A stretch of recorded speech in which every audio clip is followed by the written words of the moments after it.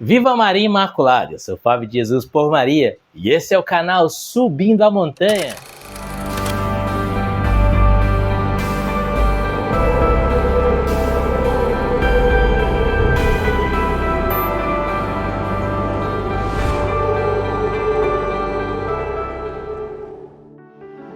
Palavras de vida eterna, o pão da palavra no seu dia a dia, porque não só de pão vive o homem, mas de toda a palavra que provém da boca de Deus.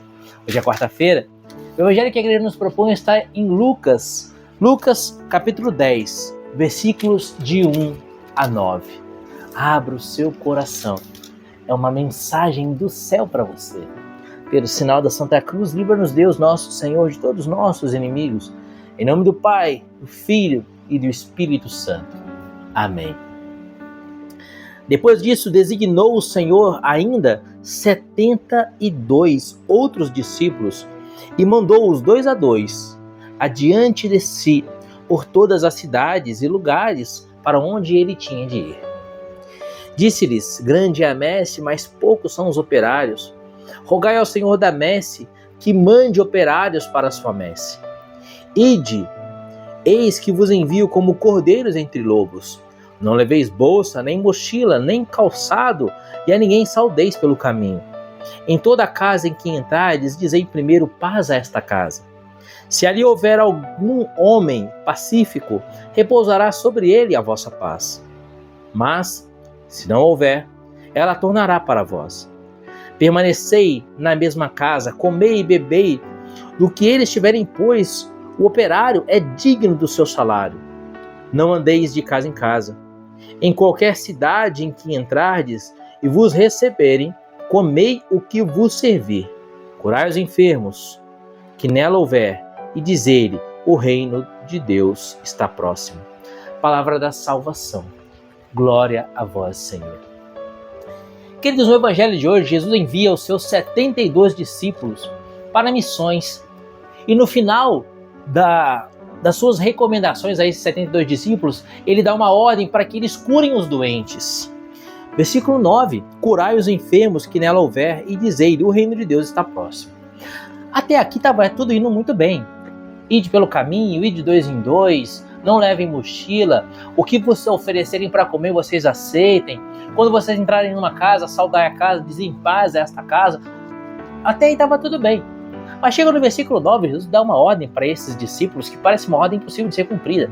Uma ordem que não estava ao alcance das suas mãos. Curai os doentes que nela houver. Ou seja, chegando em uma casa, se houvesse alguém moribundo com uma doença grave, se houvesse alguém com câncer em estágio terminal, era obrigação dos discípulos curar essa pessoa com câncer. Era obrigação dos discípulos curar essa pessoa que estava doente em estágio terminal. Curai os doentes que nela houver. Porque Jesus dá uma ordem aos discípulos que aparentemente era impossível que eles obedecessem. Vamos voltar ao início do evangelho de hoje e você vai entender o núcleo, o cerne desse evangelho. Depois disso, designou o Senhor ainda 72 outros discípulos e mandou-os 2 a 2 adiante de si. 72 discípulos, ele os enviou 2 a 2 adiante de si. Aqui está a explicação do evangelho de hoje. 7 é o número da perfeição. A perfeição da obra de Deus se dá pelo número 7. 7. 70 é 7 vezes 10. 10 são os 10 mandamentos. A perfeição da lei é o próprio Jesus. Por isso o número 72. Mas e o 2, de onde que vem? 2 representa a humanidade e a divindade em uma única pessoa. O Deus homem, que ele é 100% Deus e 100% homem na mesma pessoa. E é por isso que Jesus envia 72 discípulos. E é por isso que o evangelista Lucas traça esse número. 72, ele está mostrando que o discípulo que é enviado, ele deve ser um novo Cristo. Esse é o significado da palavra cristão, um novo Cristo. E é por isso que o evangelista diz: Jesus os enviou adiante de si, ou seja, no seu lugar, representando a pessoa de Jesus. É um novo Jesus que vai. Eles não iam 2 a 2 para que um fizesse companhia para o outro, para que um motivasse o outro no momento de desânimo. Não. Jesus envia 2 a 2 para mostrar que ali enviado representavam, aqueles 2 enviados representavam o próprio Jesus, que é 100% Deus, 100% homem, duas naturezas numa única pessoa. 72, a lei levada à perfeição. A lei, 10 mandamentos, 7, a perfeição. Um próprio Cristo. E aí está o significado do versículo 9, quando ele diz: curai os doentes. Só Deus pode curar o doente. Só Jesus poderia curar o doente.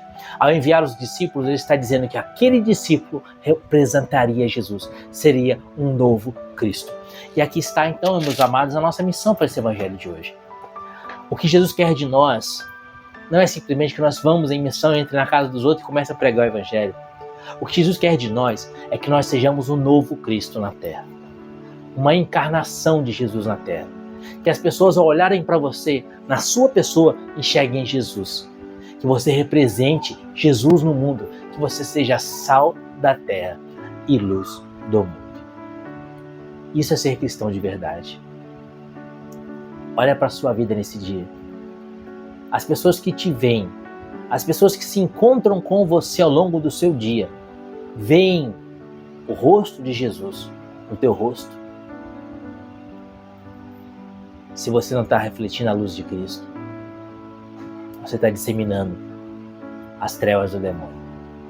Foi o próprio Jesus que disse: quem não ajunta comigo espalha. De que lado você está? Você é cristão?